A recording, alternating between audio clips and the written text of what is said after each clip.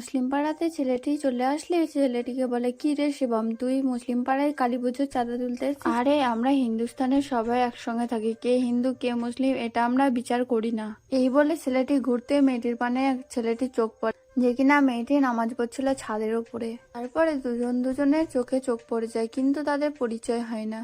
ঠিক কয়েকদিন যাওয়ার পরে কলেজ খুলে যায়। কলেজ খুলে ছেলে মেয়েটি যখন কলেজে যায় তখন দুজনের পানে চোখ পড়ে। মেয়েটিকে কাছে পাওয়ার কথা ভাবতেই শুরু করে দেয়। মেয়েটি ক্লাস চলাকালীন ছেলেটির এই ভাব দেখে মেয়েটি বুঝতে পারে।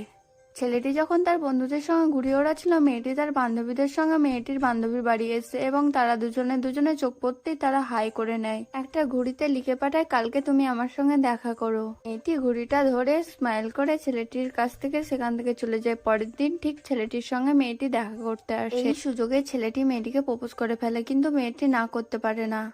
কিন্তু মেয়েটির ফ্যামিলি থেকে জেনে যায় এবং মেয়েটির ফ্যামিলির লোকগুলো এসে ছেলেটিকে মারধর করে মেয়েটিকে নিয়ে চলে যায়। তাদের দুজনকে আলাদা করে দেয়। কিন্তু ভালোবাসা কি কথা শুনে, দেখো তাদের ঠিক 5 বছর পর বিয়ে করে নেয়।